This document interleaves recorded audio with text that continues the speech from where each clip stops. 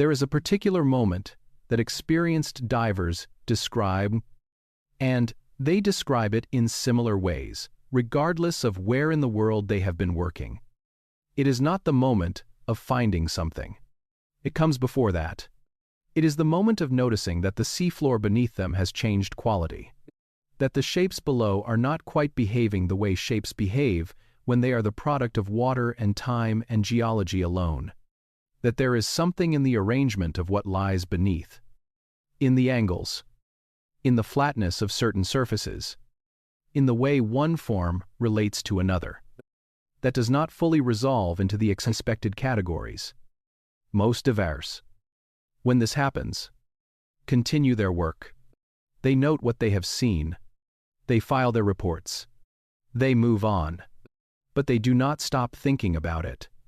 That quality of attention, the attention of someone who has seen something that does not quite fit and who cannot fully let it go, is where this story begins tonight. Not with certainty, not with the dramatic declaration that a lost world has been found beneath the waves, with something quieter and in many ways more honest, with the observation that in several locations around the world, in shallow coastal water that was dry land within human memory, researchers and divers have found features on the seafloor that the available explanations have not yet fully resolved. We are going to follow those features tonight. We are going to look carefully at what the science actually says about them, what the geology of the last ice age tells us about the world they came from, and what the tools we are now developing might eventually find when we look more carefully at the ocean floor than we have ever looked before. This is not a story about ancient mysteries in the dramatic sense. It is a story about what the rising seas took when the last ice age ended, about how much of the landscape of early human life now sits underwater we have barely examined, and about what happens when science finally turns its best instruments toward the question of what is down there. Settle in. Let your breathing slow. You do not need to hold anything tightly tonight. If you drift somewhere in the middle of this story, that is perfectly fine.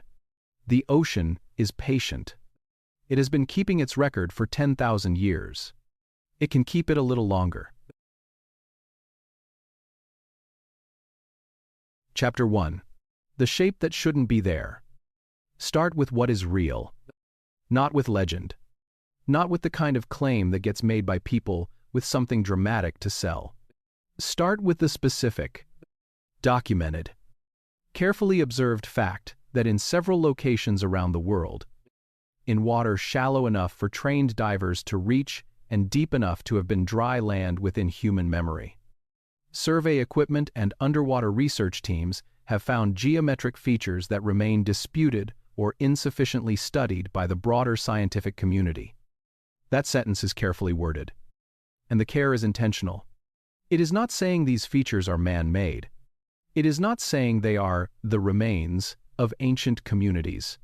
It is saying that in several well-documented cases, the standard geological explanations that researchers reach for when confronted with unusual underwater formations have not yet produced a consensus account that satisfies everyone who has looked carefully at the evidence.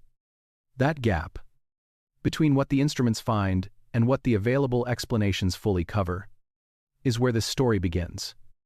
In the spring of 2001, the National Institute of Ocean Technology in India was conducting a routine sonar survey of the Gulf of Khambhat, off the northwestern coast of the country in the state of Gujarat. The survey was not archaeological in its intent. It was part of an environmental assessment, the kind of careful, unglamorous scientific work that rarely produces anything the world outside the relevant specialty ever hears about. The sonar returned something that the team had not expected, at a depth of approximately 30 to 40 meters. The instruments recorded a series of features spread across what preliminary analysis suggested was a significant area of the seafloor. Shapes with a regularity to them. Linear arrangements. The kind of spatial patterning that, encountered on land, would prompt a researcher to mark the location and return with better equipment and more time. The team noted what they had found and reported it. What followed was a period of investigation and debate that raised more questions than it answered. And those questions remain open today. We will return to the Gulf of Khambhat in detail later in this story, because it deserves more careful attention than a brief mention allows. For now, hold it as one data point among several. Off the southern coast of Yonaguni, a small Japanese island at the southwestern tip of the Ryukyu archipelago, a local diver named Kihachiro Aratake was looking for hammerhead sharks in 1986 when he came across something that stopped him in the water. Below him, at a depth of between 5 and 27 meters, was a broad terraced formation of stone, flat surfaces, what appeared to be right angles, steps descending in a regular pattern toward the sandy bottom, in a way that the water and the geology of the surrounding seafloor did not obviously account for. Aratake reported what he had found. Researchers came to look, and nearly 4 decades later, those researchers have still not reached a consensus about what the formation actually is. Some have argued that its angles and flat surfaces are consistent with human modification of a natural rock face, possibly by communities living in the region at a time when sea levels were lower and the formation was above water. Others have examined the same features and concluded that the local geology, a fine-grained sandstone with a strong tendency to fracture along parallel planes, can produce exactly the kind of stepped, terraced shapes that divers find so striking, through entirely natural processes of weathering and erosion. Neither position has been definitively established, and that, in itself, is a kind of information. In the Mediterranean, survey work conducted over the past 2 decades has identified submerged stone features at multiple locations along the coastlines of Greece, Italy, and the Adriatic that researchers are still in the process of characterizing. Some have been identified as the remains of known historical settlements, harbors and towns that were above water in historical times and have since subsided. Others sit in water deep enough that they would have been above sea level only during the period of lower sea levels following the last ice age, and their origin and nature have not been fully established. What connects all of these cases is not a common answer. It is a common question. When you find a shape on the seafloor that does not obviously fit the patterns of natural geological formation, and when that shape sits in water that was dry land within the period of human habitation of the surrounding region, the question of whether human hands played any role in creating it becomes a question that deserves a serious answer. Getting serious answers to questions about underwater features is harder and more expensive and more methodologically demanding than it sounds. We will come to that in detail. For now, what matters is the question itself, and the framework that makes the question worth asking at all. That framework is geology, and it is not speculative. It is one of the most firmly established bodies of knowledge in earth science. And what it tells us about the world that existed before the shallow coastal seas were filled is something that changes, in a quiet and permanent way, how you think about the early history of human life on this planet. Chapter 2. The Sea That Swallowed Land. Before we go any further into the features and the formations and the questions they raise, we need to stand on solid ground for a moment. Literally, because the most important thing to understand about the possibility of submerged human settlements is not mysterious or speculative. It does not require you to set aside your critical judgment or accept the word of anyone with an unusual theory to advance. It is geology.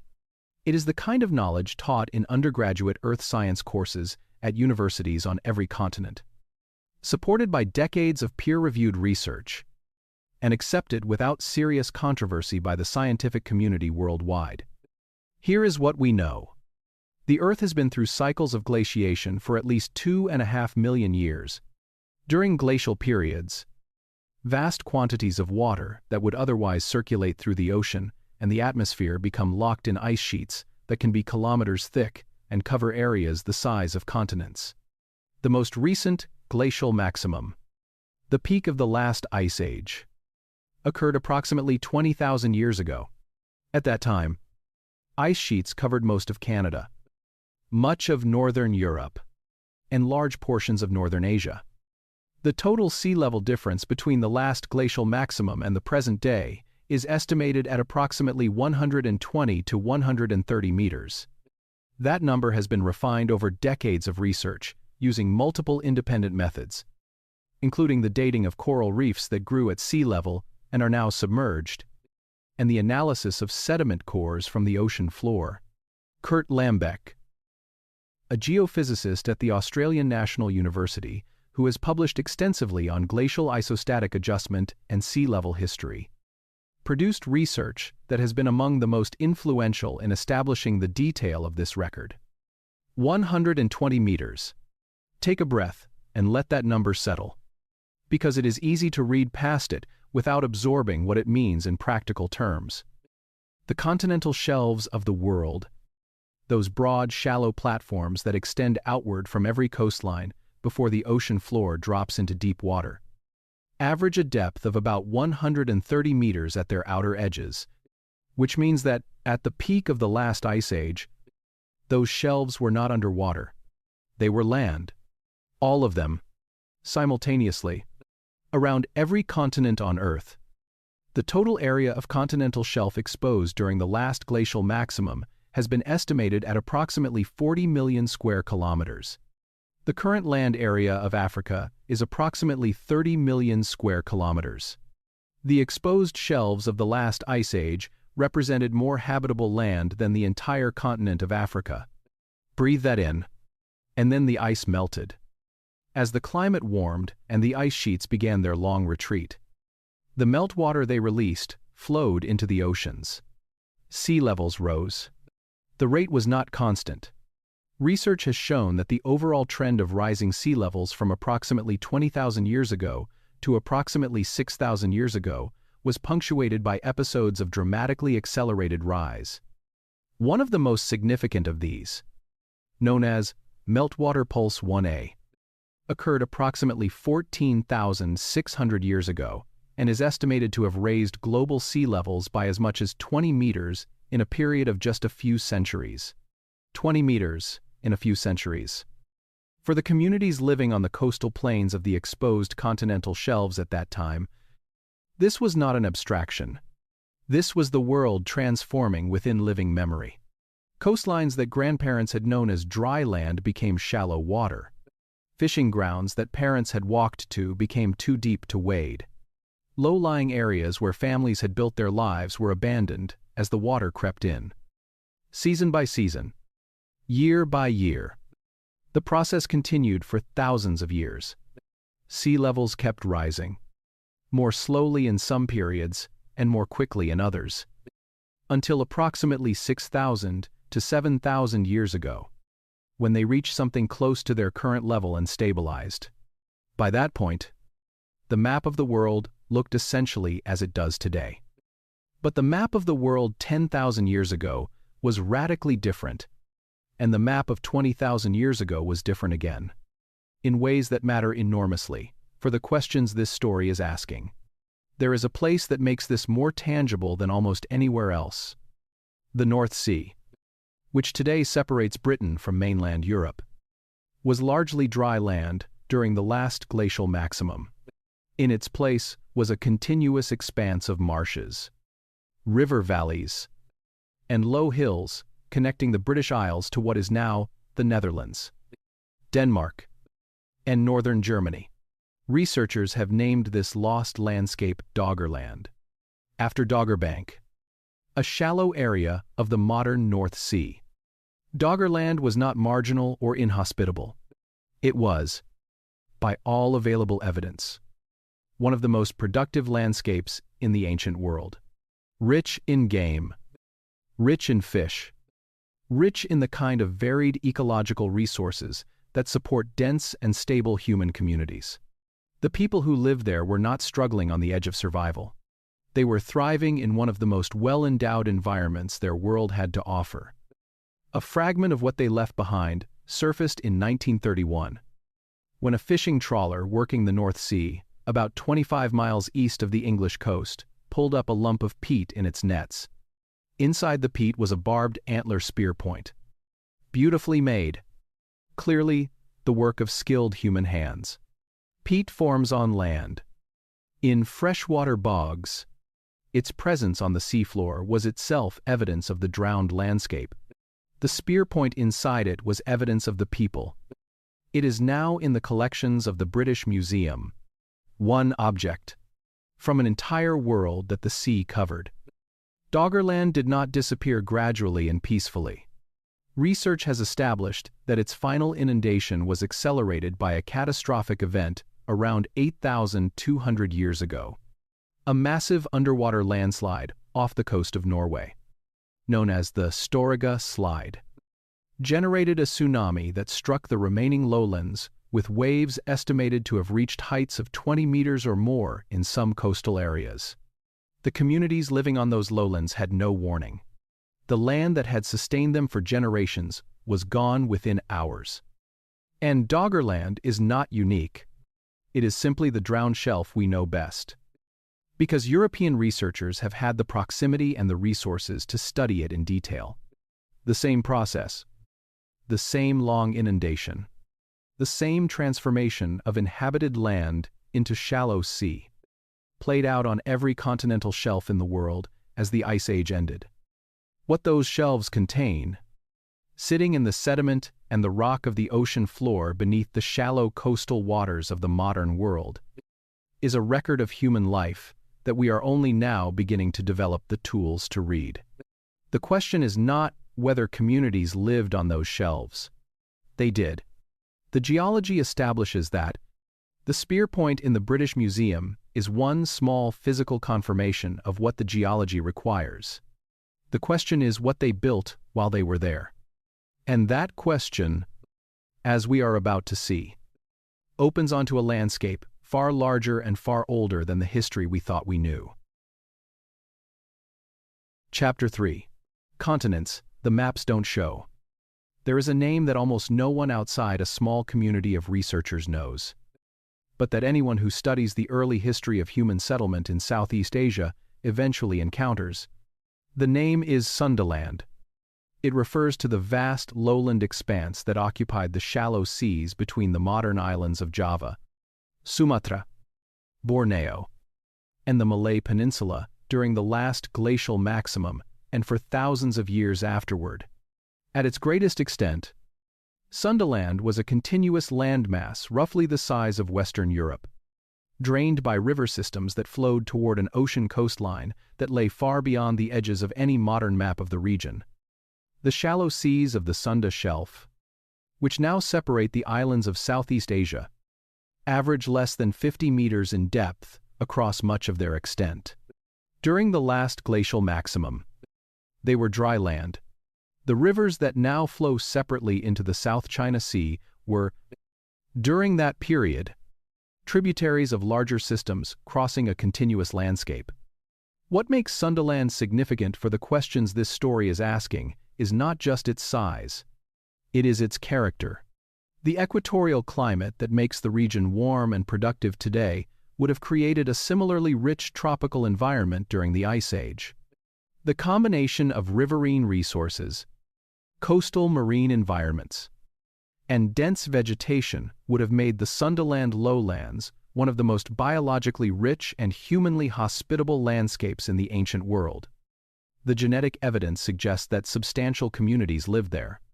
Modern populations across island Southeast Asia carry genetic signatures that researchers have linked, in studies of ancient population movement in the region, to groups that must have inhabited the now submerged lowlands. The archaeological record on the existing islands contains sites dating back tens of thousands of years. But those sites are on the elevated portions of the landscape that remained above water. The lowland areas, where population density during the period of occupation would likely have been highest, are now under the South China Sea. How much of the story of early human life in Southeast Asia is sitting on that seafloor? The honest answer is that we do not know. Almost no systematic underwater archaeological survey has been conducted in the region. The logistical and financial challenges are significant. The political jurisdictions involved are multiple. and the field of submerged landscape archaeology is still developing the methods needed to work effectively at scale in this kind of environment. What we know is that the land was there, that it was habitable, and that people were there. The sea covered it. What lies beneath that water is still, almost entirely, unexamined. Move west, to a body of water that today averages only about 35 meters in depth.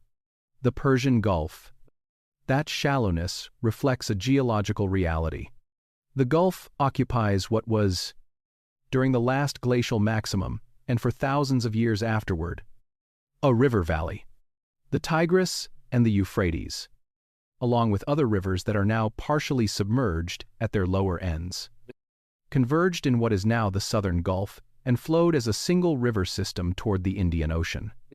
Geoffrey Rose, of the University of Birmingham, in research published in Current Anthropology in 2010, proposed that this submerged valley, which he calls the Persian Gulf Oasis, may have been one of the most productive and hospitable environments in the ancient Near East during the period when it was above water. As sea levels rose and the Gulf began to flood, the communities living in that valley would have been pushed northward and eastward into the surrounding higher ground of what is now Iraq, Iran, and the Arabian Peninsula. Rose proposes carefully, and with appropriate acknowledgement of the speculative element, that this displacement may have been one of the pressures contributing to the development of early agriculture and settled communities in the Fertile Crescent, the region where the earliest evidence for those developments in the Near East appears in the archaeological record. The timing is suggestive. The Gulf reached approximately its current extent around 8,000 years ago. The earliest evidence for settled agricultural communities in the surrounding region dates to roughly the same period. Rose does not claim this correspondence proves a causal relationship. He notes it as a question worth investigating. Now, move further west, to a sea with its own complicated and contested story. The Black Sea. In 1997, the oceanographers William Ryan and Walter Pittman of Columbia University proposed, in a book called Noah's Flood, that the Black Sea had undergone a significant transformation roughly 7,600 years ago. Their hypothesis holds that what is now the Black Sea was, at that time, a freshwater lake, sitting below the level of the Mediterranean. When rising Mediterranean sea levels eventually overtopped the land barrier at the Bosphorus, they proposed, salt water poured into the freshwater basin, raising its level and inundating the communities that had developed around the lake's shores. This hypothesis has generated substantial debate and substantial research in the decades since it was proposed.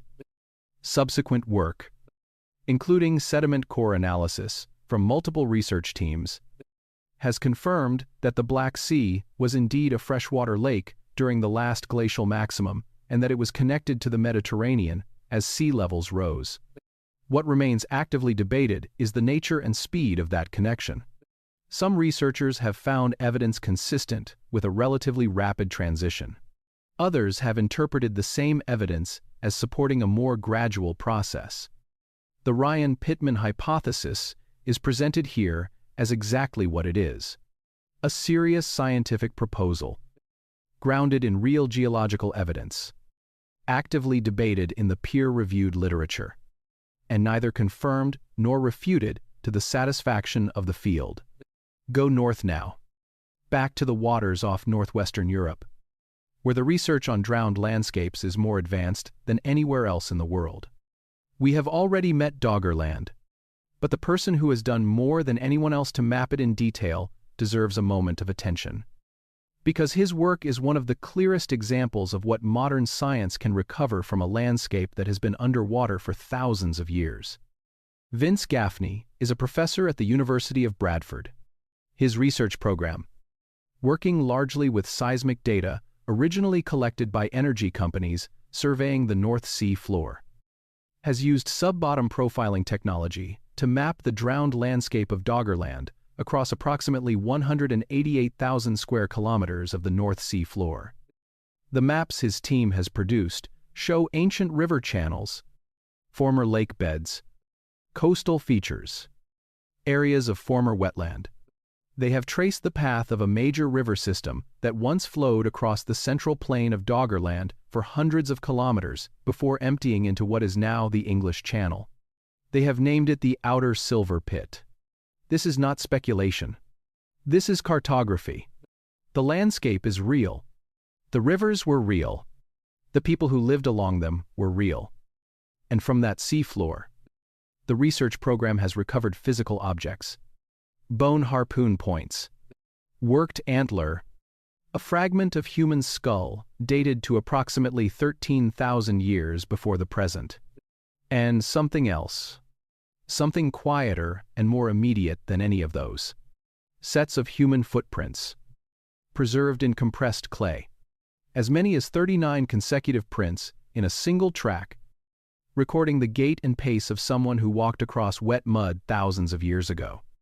Think about that not as a data point, but as a human fact. Someone walked across that mud.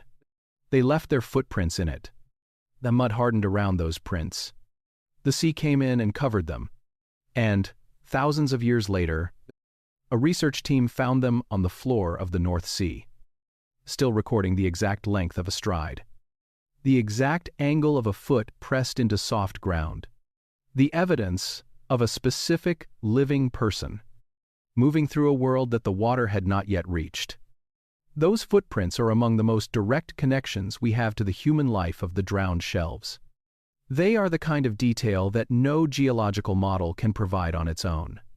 And they point, more powerfully than any argument, toward the reality of what the rising seas covered. Not empty land, not an uninhabited wilderness waiting for something to begin. A world, with people in it, moving through a landscape, leaving the traces of their presence in the mud of a shoreline that the water was already, slowly, beginning to claim. Now extend that world across every continental shelf, across Sundaland and the Persian Gulf Valley and the shelves of the Americas and Australia and East Asia, across 40 million square kilometers of land that was home to human communities for tens of thousands of years before the water covered it. The maps we use to understand the human past show the world as it is now. They do not show the world as it was when much of the early human story was being lived. The full world, the real world, is larger and older and more inhabited than the version that fits within the boundaries of the surviving land. And most of it is underwater. Chapter 4. Yonaguni. The formation experts cannot agree on. There is a dive that a Japanese marine geologist named Masaaki Kimura has described many times, because it is the dive that changed the direction of his research career.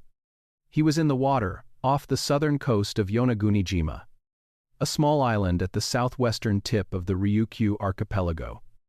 At a depth of about 15 meters, he had heard about the formation that a local diver named Kihachiro Aratake had documented in 1986, and he had come to see it for himself. Expecting, as he later said, to spend an hour underwater and then return to the surface with a straightforward geological explanation. He did not return with a straightforward explanation. What Kimura found beneath him was a broad terraced structure of fine-grained sandstone, with a flat upper surface and sides that dropped away in what appeared to be near vertical faces. The terracing descended in a regular stepped pattern from a depth of about 5 meters to a depth of about 27 meters. The angles were striking. The flat surfaces were extensive. The overall impression, in his description, was of something that had been shaped with a purpose he could not immediately account for. He came back. Many times. He spent years diving the formation, documenting its features, measuring its dimensions, cataloging what he described as carved channels, a linear feature along one side that he interpreted as a possible road, arrangements of smaller stones that he believed showed evidence of deliberate placement. He published his analysis, proposed a human origin for the main features, and suggested that the formation would have been above sea level at a time when it could plausibly have been worked by human hands. The response from the scientific community was not consensus. It was debate. Robert Schoch, a geologist at Boston University who has published extensively on ancient stone structures and who visited the Yonaguni Formation on multiple occasions, looked at the same features Kimura had documented and reached a different conclusion. Schoch's analysis focused on the local geology. The sandstone and mudstone at Yonaguni have a natural tendency to fracture along parallel planes and at right angles, a property that geologists call jointing, under specific hydrodynamic conditions. The weathering and erosion of this rock type can produce stepped, terraced, flat-surfaced formations that are geometrically striking and that bear, to a careful observer, a resemblance to shaped stone. Schoch did not categorically rule out human involvement. He acknowledged that prehistoric communities in the region might have recognized a naturally striking formation and modified certain features of it. What he argued against was the interpretation of the formation as a large-scale organized construction project comparable to the monumental building we can document at terrestrial sites of the same period. Neither position has been definitively refuted. And understanding why that is so requires looking at the specific challenges of resolving questions about underwater formations, because those challenges are not well understood outside the field. To determine whether a stone formation is natural, human-made, or some combination of the two, researchers need to examine it systematically, comparing its features against the full range of natural formations in the same geological context, looking for evidence of tool marks or deliberate shaping that cannot be accounted for by natural processes, and ideally finding associated organic material that could be dated and linked to any human activity at the site. At Yonaguni, this kind of systematic investigation has not been conducted at the scale that would be needed to settle the debate. The site is geologically complex. The natural jointing of the rock genuinely produces regular angles and flat surfaces. The hydrodynamic conditions, strong currents and variable visibility, make extended precision survey work challenging, and the institutional and financial support for a comprehensive investigation has not materialized. What has happened instead is something instructive in its own right. The formation has attracted continuous attention for nearly 4 decades. Researchers with different methodological backgrounds and different interpretive frameworks have examined it and produced assessments that are each internally coherent but that do not add up to a consensus. The disagreement is not a matter of one side being scientific and the other being credulous. Both Kimura and Schoch are trained scientists publishing in academic contexts. They are looking at the same stone and reaching different conclusions because the stone itself, in this particular geological setting, does not unambiguously resolve the question they are both trying to answer. That is what genuine scientific uncertainty looks like. It is not a mystery in the dramatic sense. It is a question that the available evidence and the available methods have not yet been sufficient to settle.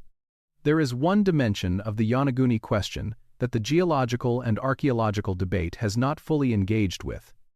The Ryukyu Islands have been inhabited by a distinctive culture. The Ryukyuan people, with their own language and traditions, for thousands of years.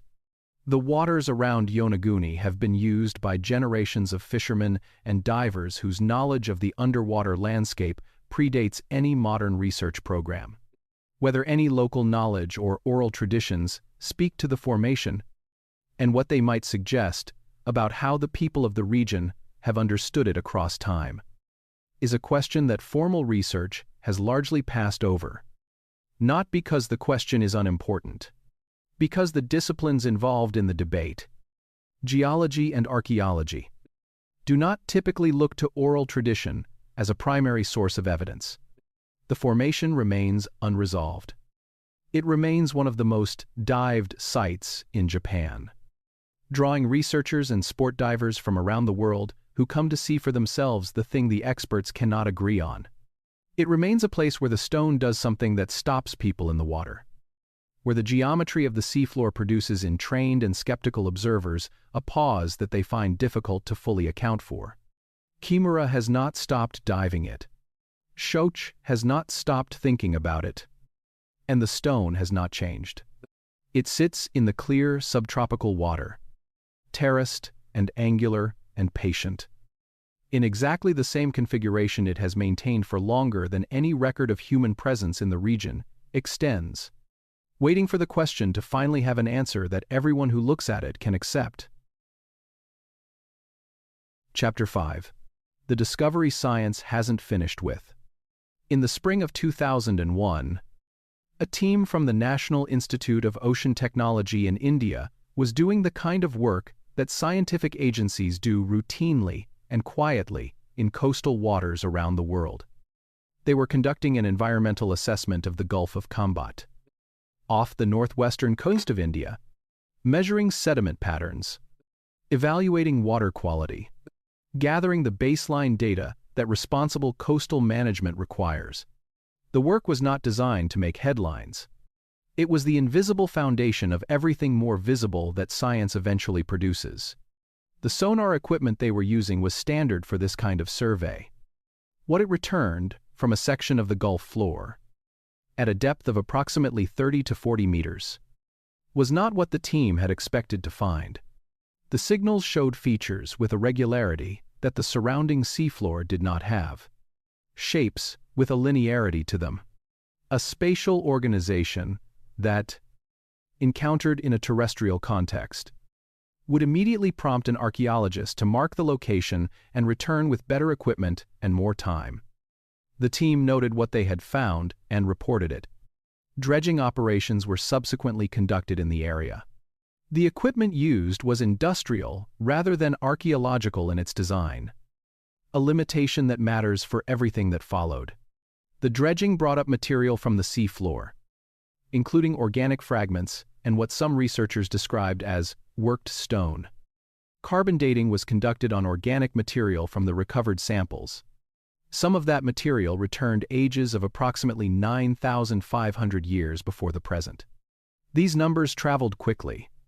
The story that emerged in media coverage was a compelling one. A settlement beneath the waters of northwestern India, predating the earliest known urban developments in the Near East. That story was not what the evidence supported. And the gap between what the evidence actually showed and what the headlines claimed deserves careful examination. Because it is the kind of gap that does real damage, both to science and to the people who follow science with genuine curiosity. Carbon dating tells you the age of the specific organic material that was tested. It does not automatically establish the age of any structure or feature in the same general area. In an environment like the Gulf of Khambhat, where strong tidal currents move sediment constantly, organic material can travel significant distances from wherever it originated before coming to rest on the seafloor. The critical question that the available evidence does not answer is whether the features visible on the sonar images were created by human activity and whether the organic material recovered from the area was directly associated with those features. That question has not been resolved to the satisfaction of the broader scientific community. Not because the answer has been deliberately set aside, not because the discovery was inconvenient and therefore ignored, but because answering it properly would require a systematic, carefully designed underwater archaeological investigation of the area, conducted with equipment capable of establishing the precise relationship between the sonar anomalies and any structural remains on the seafloor.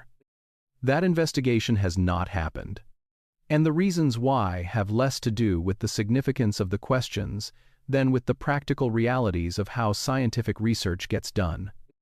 The Gulf of Khambhat is one of the most challenging underwater environments on the Indian subcontinent. The tidal range can exceed 10 meters, generating currents that make precision diving extremely difficult and at times dangerous. Visibility in the water is severely reduced by the suspended sediment. Those currents keep in constant motion.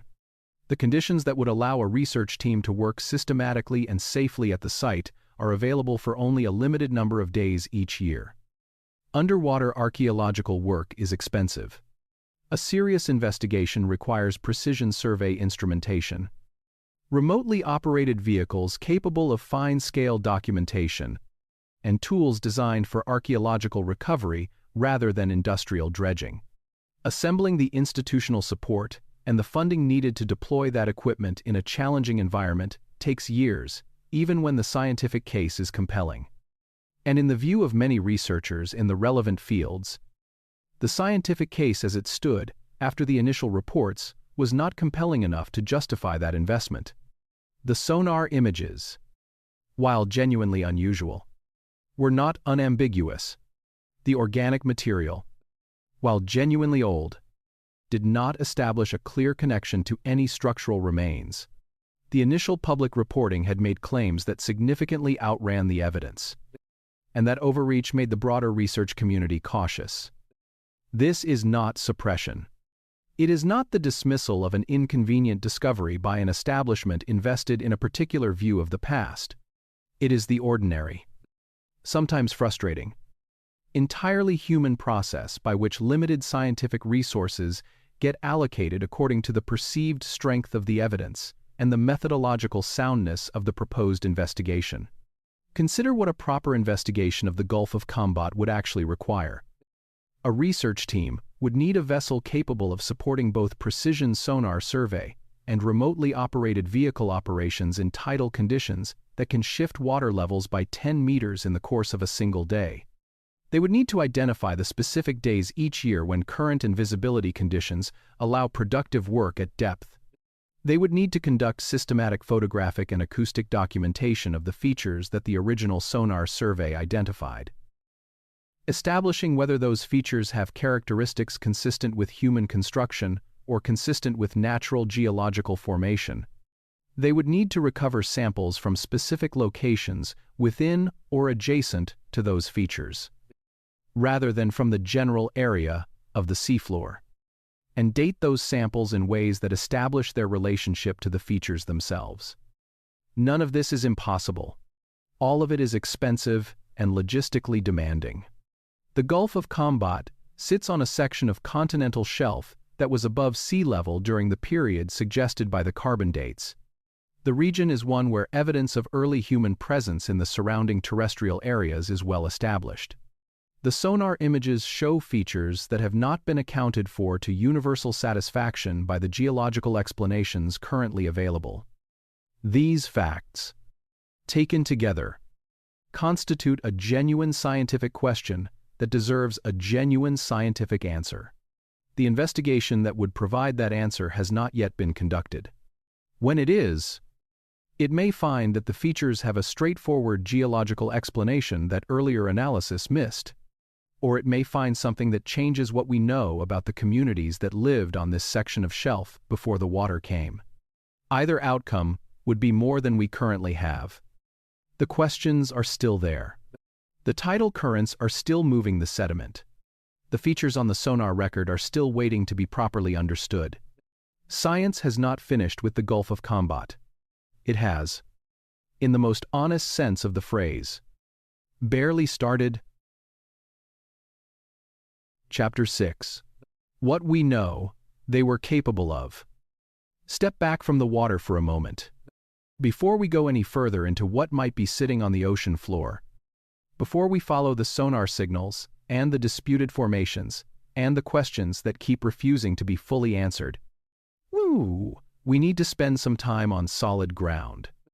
Because the most important question underlying everything in this story is not whether human communities built things in places that are now underwater. It is whether human communities of the relevant period were capable of building things sophisticated enough to leave the kind of traces we are looking for. And on that question, the land-based archaeological record has something extraordinary to say.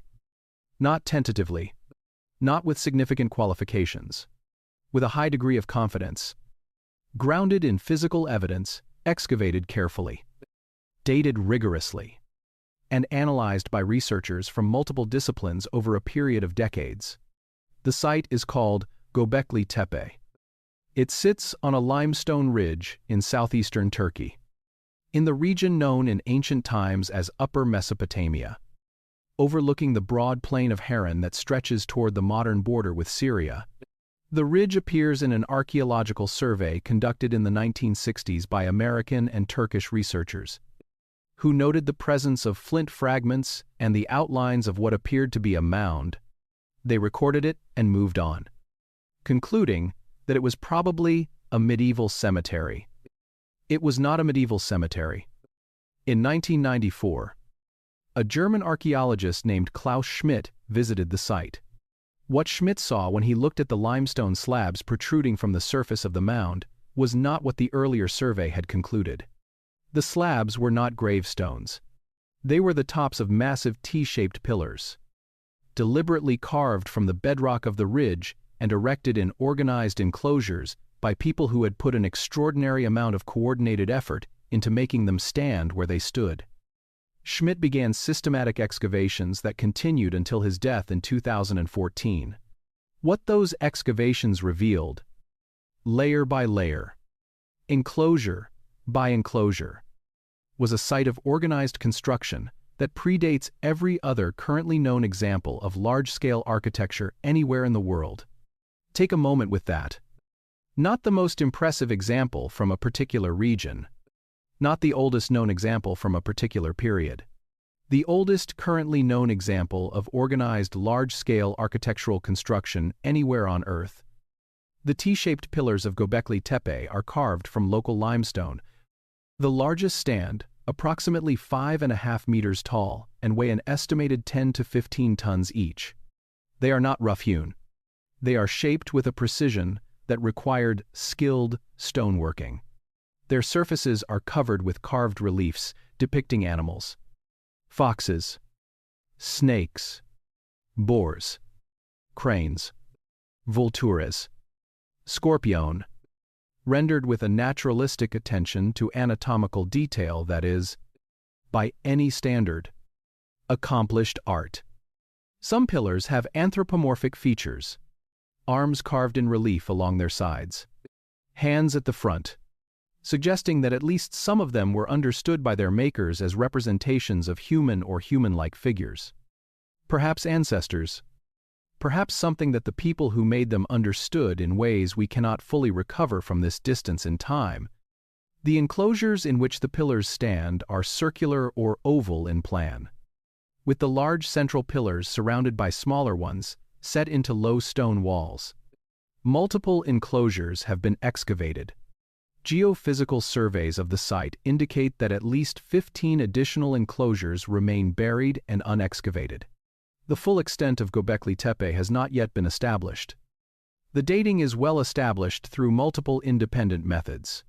The oldest layers of the site, containing the most elaborate and largest enclosures, date to approximately 11,600 to 10,000 years before the present. The site was in active use for at least 1,000 years before being deliberately buried. An act that itself required organized communal effort on a significant scale, and that had the unintended consequence of preserving the earlier layers in exceptional condition. 11,600 years ago. That number sits far outside the timeline that most people carry in their heads for the development of organized human construction. Göbekli Tepe predates Stonehenge by more than 6,000 years. It predates the Great Pyramid of Giza by more than 7,000 years. It predates the earliest known writing systems by more than 6,000 years. And it was built by communities who had not yet developed agriculture. This is the finding that has most fundamentally reorganized the thinking of researchers who study the origins of complex human societies. The model that dominated archaeological thinking for most of the 20th century held that organized construction at this scale was a consequence of agriculture. The argument seemed logical. Farming produces food surpluses. Surpluses free some members of a community from constant food acquisition. That freed time allows for specialization. Specialization produces the craftsmen and organizers that large projects require. Göbekli Tepe does not fit that sequence. The communities who built it were hunter-gatherers. They were living, as human beings had lived for tens of thousands of years before them, by hunting wild animals and gathering wild plants. and yet they organized. Across a period of centuries. The quarrying and transport of stone pillars, weighing up to 15 tons. The skilled carving of those pillars with elaborate imagery. And the construction of multiple large enclosures on a hilltop with panoramic views across the surrounding plain. The logistical implications deserve to be thought through carefully. To quarry a 15-ton limestone pillar from the bedrock using stone and bone tools requires time, skill, and sustained coordinated effort. To transport it from the quarry to the construction site requires the organization of many people working together toward a shared purpose over an extended period. To erect it precisely and safely requires engineering knowledge and the ability to manage heavy loads with care. None of this is possible without a social structure sophisticated enough to coordinate the labor of large numbers of people across weeks and months and years. The communities who built Göbekli Tepe had that structure. They had it before they had agriculture, which means that the standard model of how human social complexity develops requires significant revision. Because the physical evidence at Göbekli Tepe demonstrates that the capacity for large-scale organized construction is not a product of agricultural society. It preceded it. Schmidt, before his death, proposed an inversion of the traditional sequence. Perhaps it was not agriculture that created the social complexity needed for large-scale construction. Perhaps it was the organizational demands of building projects like Göbekli Tepe that created the incentives for agriculture. Specifically, the need to reliably feed the workers engaged in sustained construction. The site is located in a region where the wild ancestors of several major domesticated crops, including emmer wheat and einkorn wheat, grew naturally. The earliest evidence for the domestication of those crops comes from sites in the general region, dating to roughly the same period as the site's occupation. The proposal that the organizational demands of Göbekli Tepe may have driven early agricultural development in the surrounding region is a hypothesis. Not a settled conclusion, but it is a hypothesis that takes seriously what the physical evidence actually shows, rather than forcing the evidence into a pre-existing theoretical framework. Now bring this back to the shelves.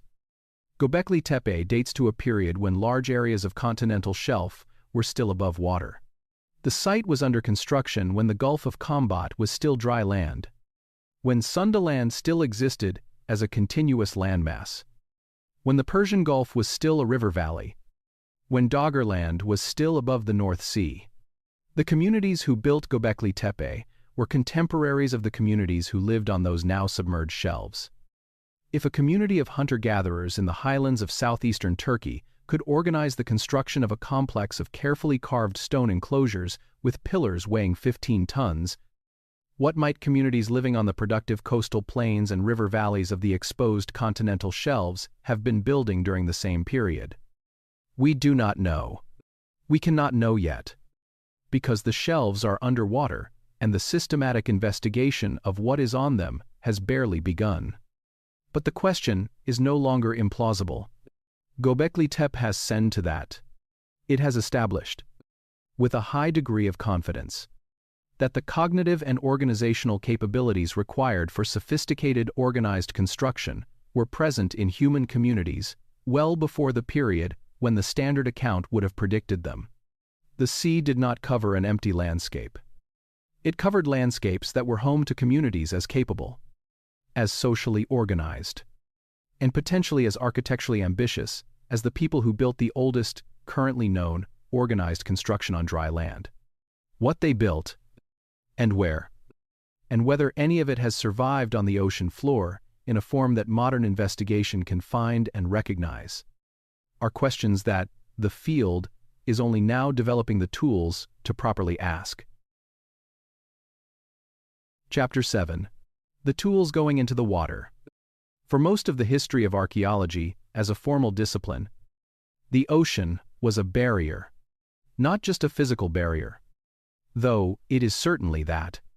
It was a conceptual one. The questions archaeologists asked were questions the land could answer, because the land was where the accessible evidence was. The idea that significant portions of the human story might be on the seafloor was not one that the institutional structures of the discipline were organized to pursue. That is changing. Not with dramatic speed, but with the steady momentum that builds when technologies developed for entirely different purposes turn out to be suited to questions they were never designed to answer. Begin with a researcher standing in front of a dataset that nobody in his field had ever worked with before. When Vince Gaffney first approached the energy companies operating in the North Sea about accessing their seismic survey datasets, the response was cautious. Those datasets had been collected to find oil and gas beneath the seafloor, not to map the ghost of a prehistoric landscape. They were vast, technically complex, and entirely outside the normal channels through which archaeological research data is acquired.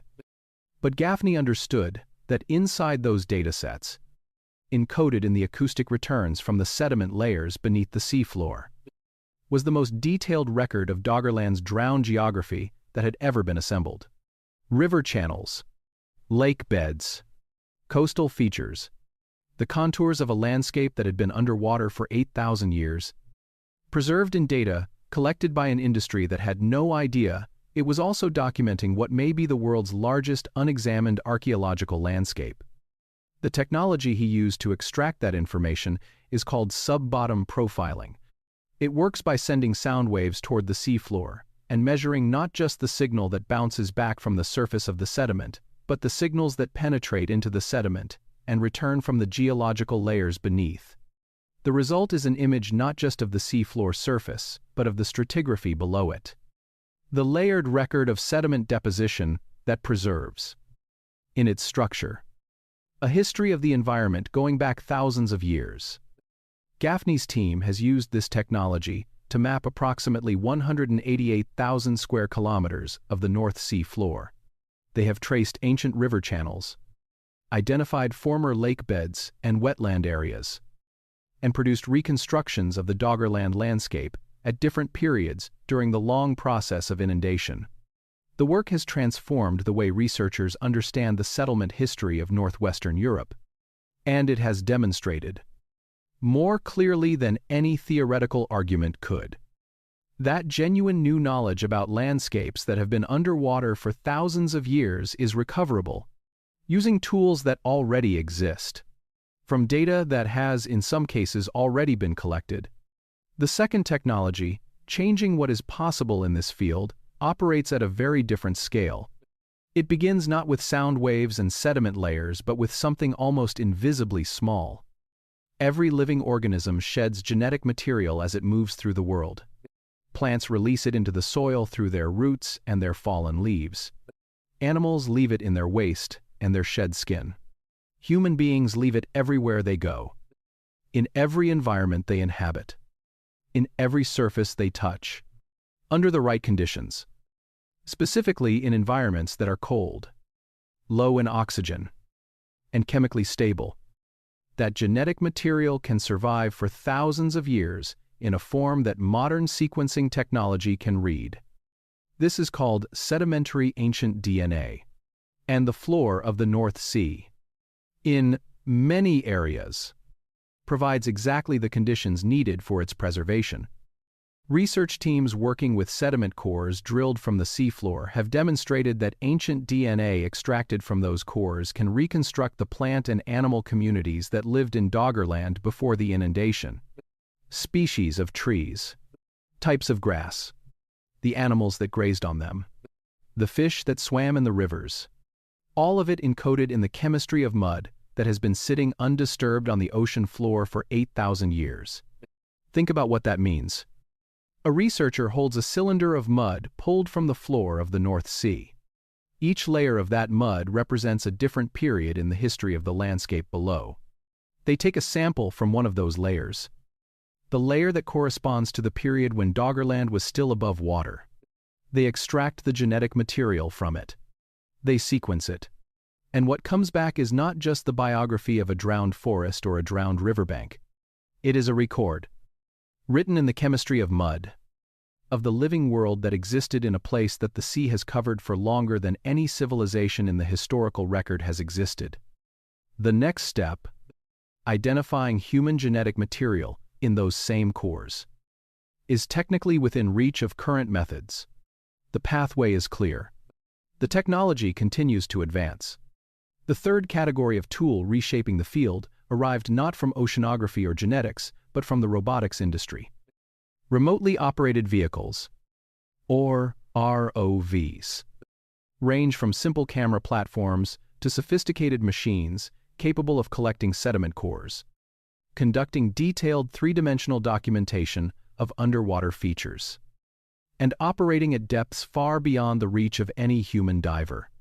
The most capable systems available to researchers today can hold precise positions in currents that would make human diving impossible and carry multiple sensor systems collecting different types of data simultaneously.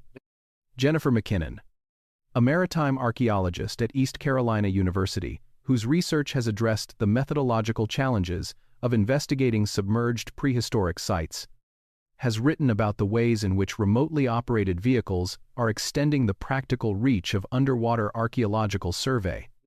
Work conducted in the waters off the southeastern United States has confirmed that prehistoric sites on the continental shelf can survive in conditions of preservation that rival the best terrestrial contexts. In cases where sediment burial has been rapid and the depositional environment has remained stable. In the Mediterranean, survey work using these vehicles has documented prehistoric features at multiple locations along submerged shelf areas at depths where human diving is not practical. The results have established that the submerged archaeological record in that region is not simply a degraded remnant of what once existed above water. In the right conditions, it preserves detail that has been lost from the surface entirely. The fourth development is the application of machine learning to the analysis of survey data. The datasets produced by modern underwater survey programs are enormous. A single research cruise using sub-bottom profiling and multi-beam sonar over a significant area of continental shelf can produce more data than a team of human analysts could examine in years. Algorithms trained on known archaeological features can scan those datasets at speeds that human analysis cannot approach, identifying areas where the data shows patterns consistent with buried features for subsequent human review. Gaffney's team at Bradford has been developing and applying such algorithms to their North Sea dataset. The approach does not replace archaeological judgment. It extends the reach of that judgment across scales of data that would otherwise simply be too large to work with systematically. What all of these technologies share is that they are making it possible, for the first time, to ask systematic questions about what is on the submerged continental shelves at a scale and with a resolution that the questions deserve. The field of submerged prehistoric landscape archaeology is not on the verge of a sudden transformation. The challenges of funding, logistics, methodology, and institutional priority that have limited it for decades have not disappeared. The ocean remains a difficult working environment. The equipment remains expensive. The researchers with the specialized training required are still relatively few. But the trajectory is clear. The tools available today are qualitatively different from those available a generation ago. The datasets being assembled are larger and more detailed than anything previously achievable, and the analytical methods being developed are extending the reach of human interpretation into scales of data that would previously have been unmanageable. Somewhere in those datasets, in the acoustic returns and the sediment cores and the remotely operated camera feeds, are answers to questions that human beings have not previously been equipped to ask. What was on the shelves when the sea was low? Who lived there? What did they leave behind? Some of those answers may come from the North Sea. Some from the shallow waters of Southeast Asia or the Gulf of Khambhat or the submerged shelves of Australia. They will not arrive all at once. They will come the way most scientific knowledge comes. Incrementally. Each finding opening new questions even as it closes old ones. The tools are in the water. The work is underway. Chapter 8. Memory older than writing. There is a kind of knowledge that does not get written down. Not because the people who hold it consider it unimportant. Not because they lack ways of preserving it. But because the knowledge is older than writing, older than the technologies of inscription and record that we have come to think of as the only reliable way of passing information across time, this knowledge travels in a different medium. It travels in story. In the particular kind of carefully structured, socially reinforced, generationally transmitted narrative that communities develop when they decide that certain knowledge is too important to lose. It is not a primitive substitute for writing. It is a different technology for achieving a related purpose. And in certain specific cases, documented by researchers using methods that can be independently evaluated, it appears to have preserved accurate information about geological events that occurred thousands of years before any writing system existed anywhere in the world. The research that has most directly established this possibility was published in 2015 by Patrick Nunn of the University of the Sunshine Coast in Australia and Nicholas Reed of the University of New England. In the Journal of Archaeological Science, Nunn and Reed examined a set of oral traditions from Aboriginal Australian communities along the coastlines of the continent. Traditions that described coastal features and geographical configurations that no longer exist in the forms described. The traditions varied in their specific content and geographical focus. Some described islands that had been swallowed by the sea. Some described bays that had been larger and more open in the past. Some described freshwater sources that were now underwater. In each case, the traditions were geographically specific, referring to identifiable locations along the modern Australian coastline. And in each case, the geological record for those locations confirmed that the coastline had indeed presented differently in the past, in ways consistent with what the traditions described. The time frames involved were not small. Nunn and Reed estimated that the traditions they examined appeared to describe coastal configurations that existed before sea level rise events that occurred between approximately 7,000 and 10,000 years ago. Some of the traditions, based on the geological record of the specific locations they referenced, appeared to encode information about events that had taken place more than 7,000 years before those traditions were recorded by researchers.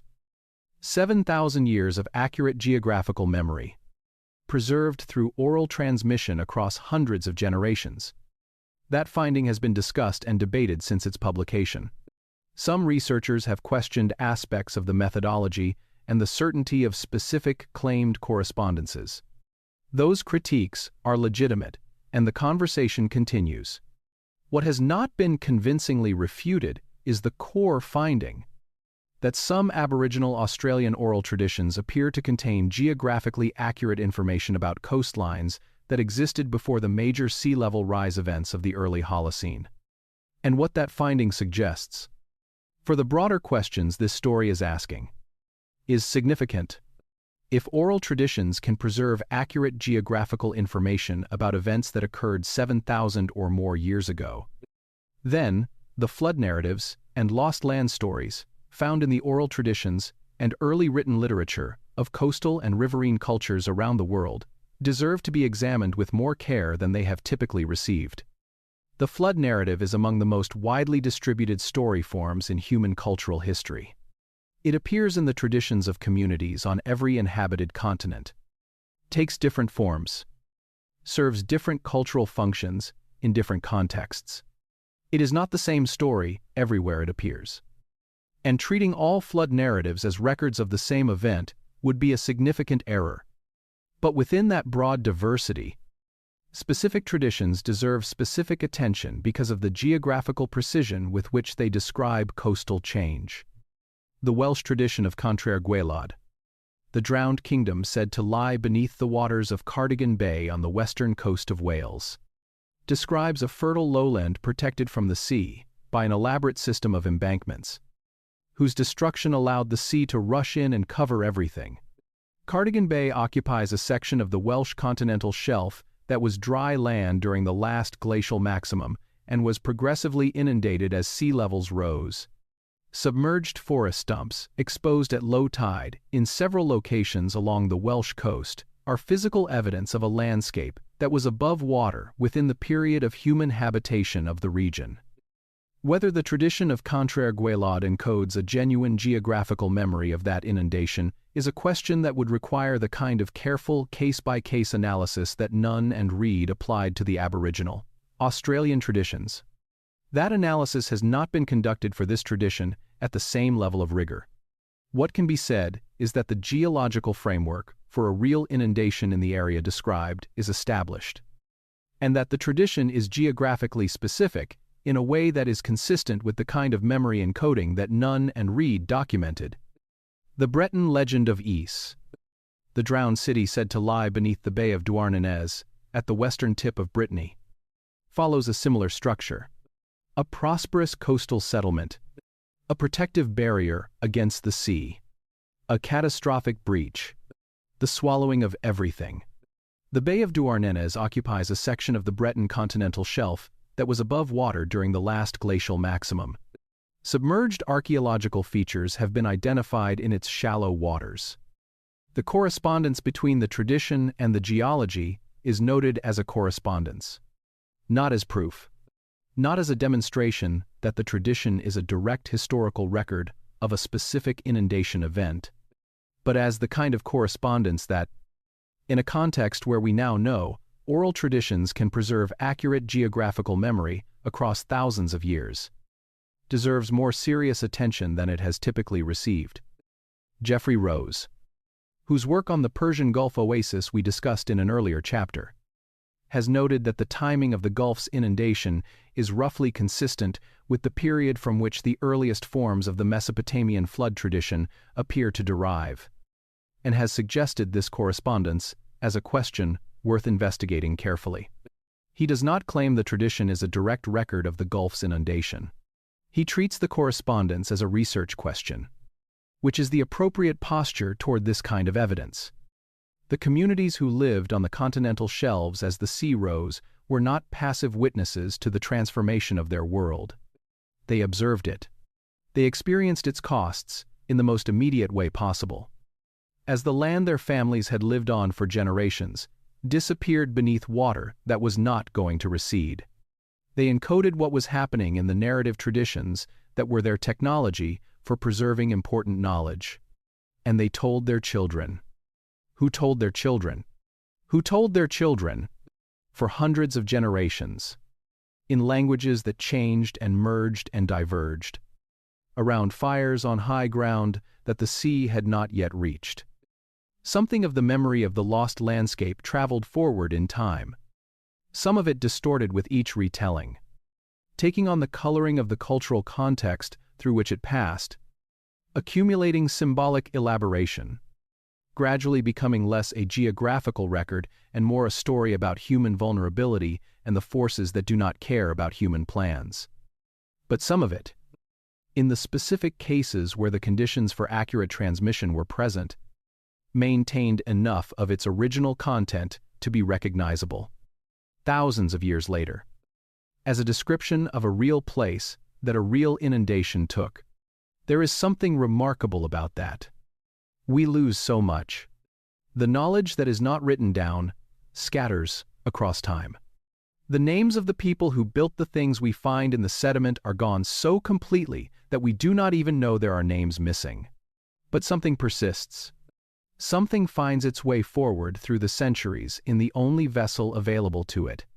The imperfect and astonishingly durable vessel of human memory organized into story. The water covered the land. The words about the land found another way. And some of those words, patient and persistent across time, that should have been long enough to erase them entirely, may still be here, waiting to be recognized for what they are. Chapter 9. The map we haven't finished drawing. Come back to the water. Not to any specific location. Come back to the water itself. The shallow coastal water that surrounds every continent, that sits over the continental shelves, that covers the landscapes where much of the early human story was lived, 40 meters deep in many places, 60, 120 meters at the outer edges of the shelves where the floor drops into the deep ocean, shallow enough, across much of its extent, to be reached by the instruments we now have, deep enough, in almost all of it, to have been undisturbed for thousands of years by the farming and construction and industrial activity that has obscured so much of what existed above water. The shallow coastal seas of the world are, in a meaningful sense, the largest unexamined archaeological landscape on Earth.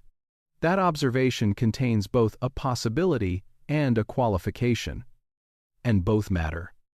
The possibility is that the submerged continental shelves contain a record of prehistoric human life that is, in certain locations and under certain depositional conditions, better preserved than almost anything we can find on the surviving land. The qualification is that the seafloor is not a uniform archive. Preservation conditions differ enormously from one location to another.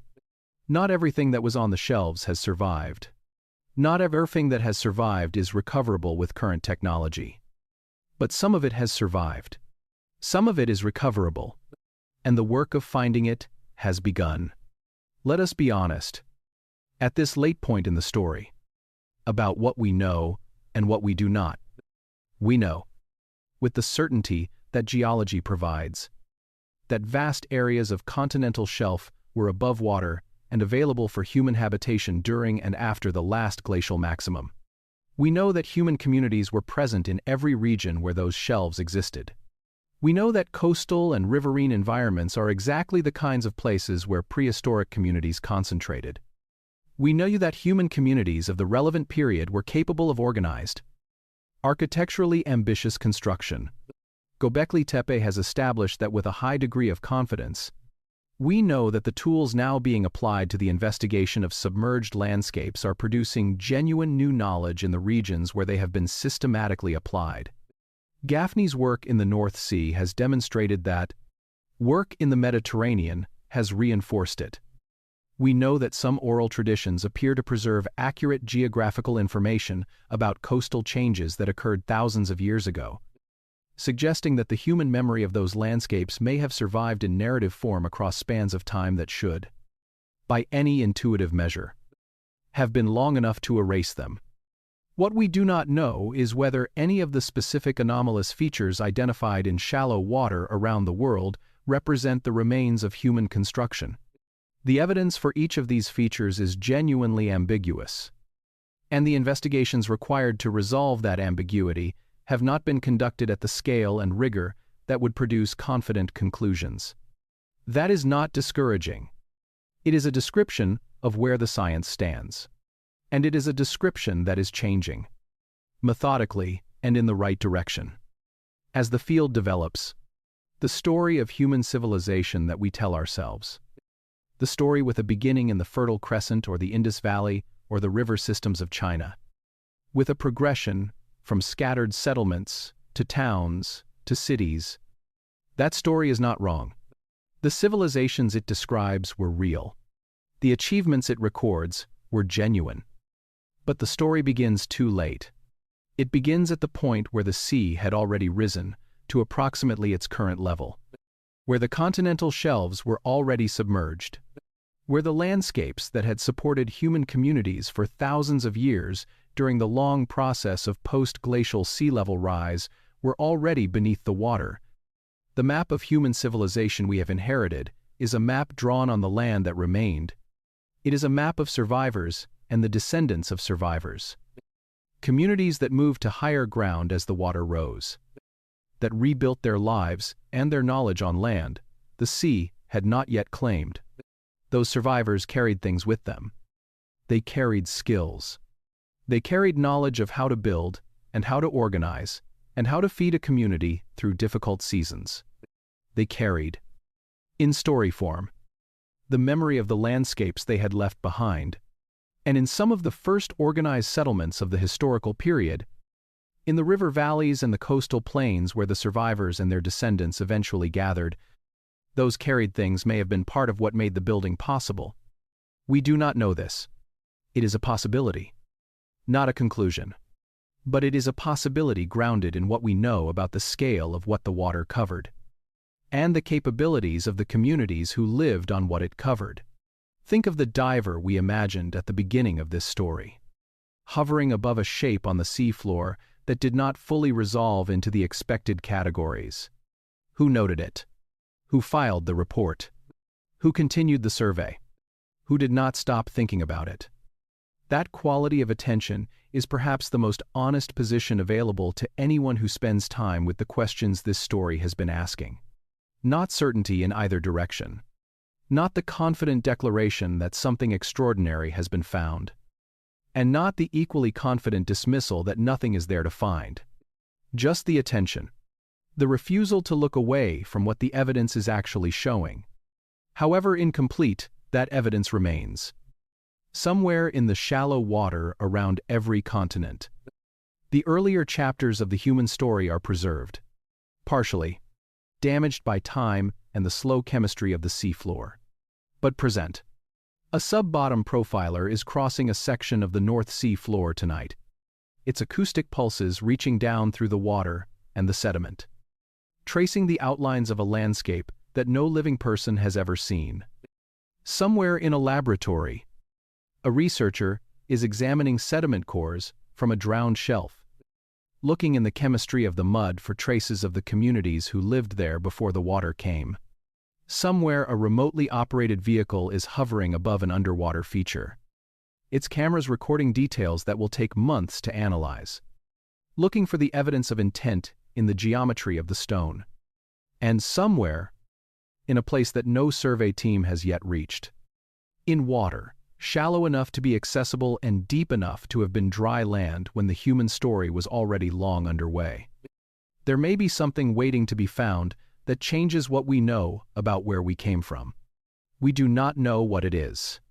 We do not know where exactly it is. We do not know when the search will reach it. But the tools are better than they have ever been. The questions are being taken more seriously than they have ever been taken. The field that is learning to read the drowned chapters of the human story is younger and smaller than it deserves to be. But it is moving. Steadily.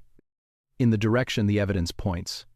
The map we have is not the complete map. It has never been the complete map. It is a partial map, drawn on the surviving land, showing a portion of a story whose earlier sections are written in sediment and stone beneath the shallow seas. The rest of the map is being drawn tonight. Not quickly, not without difficulty, but with the care and the accumulating patience of researchers who have understood that the earlier portions of the human story are not gone. They are simply in a place we have not yet looked carefully enough. Let your breathing slow. Somewhere beneath the shallow water of the world, in the sediment of the drowned shelves, the record is waiting. It has been waiting for 10,000 years. It can wait a little longer. And the people who are looking for it are in the water tonight. Sleep well. The map is being drawn. Good night.